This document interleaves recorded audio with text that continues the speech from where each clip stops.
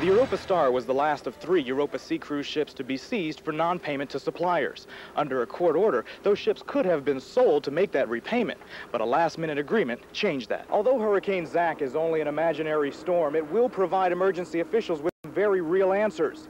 Most importantly, will Lee County be prepared if a hurricane were to come our way? When the Enola Gay's bomb doors opened over Hiroshima early that August 6th, no one was quite sure just how powerful or destructive the atomic bomb known as Little Boy would be. But in a flash... Chris, most of the residents here are just as gloomy as the skies over much of southwest Florida, and with more storms brewing, they know the worst could be yet to come. As Tropical Storm Jerry moves north, residents in some Naples communities spent days surveying the damage. Ann and Andy Calera say the storm took them by surprise. You know, you wondered if it's going to stop there or creep up to the next level where we'll be in real trouble. They consider themselves to be lucky. The floodwater spared most of the house, but ruined most of their carpeting on their lanai. We had to cut it up in order to move it about. The scenes in other neighborhoods were just as dramatic. The main road in this Lakewood development had to be closed to outside traffic. Those street closings didn't come soon enough for the driver of this car. Neighbors say they suspect the driver didn't know his way around the area and drove off into this canal. The waters have risen so high in this area that it makes it difficult for fish and for people to tell where the lake ends and where the street begins. And yes, I did say fish. Didn't need a rod and reel. First time for that. Mitch Hamilton caught this 50-pound mammoth by hand in the middle of Lakewood Drive. You ever caught anything this big out here before? No, never. Never caught anything this big, period. But for most residents here, last night's heavy rains caused nothing but grief. The biggest problem we're having is trucks and Jeeps that can get through Lakewood Boulevard are driving up the street and sending like a wake down our driveway, which is ultimately pushing the water into some of our windows and homes. And with more storms on the way, residents are beginning to question their safety. It makes me think I'm not going to stay here next time, especially in a hurricane. You need to leave for 3 hours when you use that. After more than a month of living in shelters and staying with relatives, the residents of this Manna Christian mobile home park are returning home with some help from the Red Cross. Put your hand on the bottom. Even with free supplies, the cleanup won't be easy. Christine Piedra was horrified to see the condition her trailer was in. She says she'd like to pack up her family and move away. But for now, that's not an option. And I can't afford the world. Where am I going? I don't have a choice. This is life right here. This is what we have to come back to. For folks in this trailer park, the last month has been an obvious nightmare. Returning home to find all of your possessions destroyed has been just as scary. Today, the Red Cross is trying to make coming home a little easier to bear.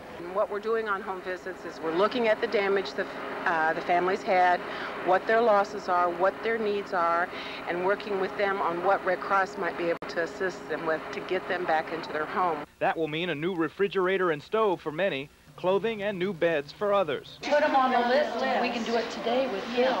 Red Cross workers began canvassing this neighborhood at about 7 this morning. By noon, they had already visited some 60 homes, and it's only the beginning. Officials expect more than $100,000 in vouchers to be passed out by the end of the day. I'm grateful. We're all grateful. David Bowden, Fox News at 10. It's a whole history clean back from the Bible being tucked away from us. Today, many Lee County fishermen are closing a bitter chapter in their lives.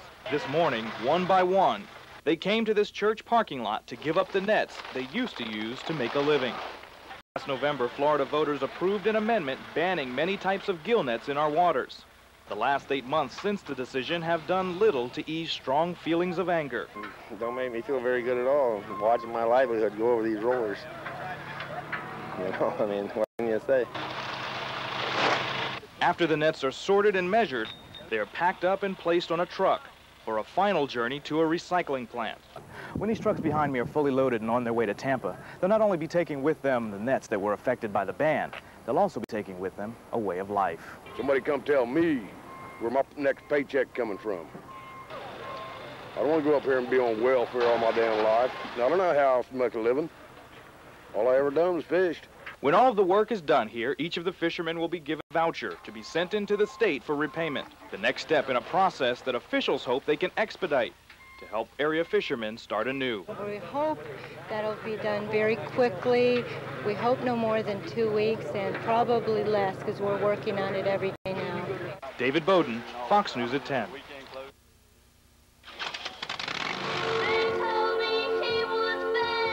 Harley riders are changing. Gone are the negative images of the barroom bullies and gang members. It's just like one big family. Now hog riders are just as likely to be doctors, lawyers, and more commonly women. Well, we're just like the guys. We just like to feel the open ride, the wind in our face, and the freedom that it gives us. And that yearning for the open highway took the ladies of Harley on a 92-mile journey to help fight muscular dystrophy. Well, this is our 5th annual. I think we have about 150 bikes out here today. Members say the number of women riders is steadily growing, and they're receiving full support from their male counterparts. I think they're real confident. I've ridden with a lot of women, and they're very good. I mean, they're very meticulous, and they ride very well. The women of Harley say today's event raised over $8,000 for MDA, but they say that riding a Harley is a lot more than eyeglasses or maybe some clothes. They say it's an attitude. In Fort Myers, I'm David Bowden, Fox News at 10. It was educational for me, and hopefully we'll all learn something from it. That was his dream, to teach people, to share with them, to help them understand more about AIDS by giving the disease a face. On Wednesday morning, 38-year-old Paul Severino lost his fight with the virus. He felt this was his purpose in life. This is what God had planned for him. After discovering he had AIDS, Paul Severino set out to teach others about the disease. With the help of a local production company, his dream was realized. Severino produced an hour-long video to tell the story of how he contracted the disease and to help answer questions about AIDS. You know, he did what he wanted, and I was proud of him that he did that. His grandmother always used to tell him, this child has to go into public speaking because he speaks so well and he has such a nice way about him. And it happened. His widow says even on what would be his last day, Severino remained positive. She says he would want to be remembered as someone who cared. I decided to put the pity party aside and to stand up and to let everybody in town know that I loved them and that they were going to love me and that I did nothing to hurt nobody. All I wanted to do was help people. David Bowden, Fox News at 10.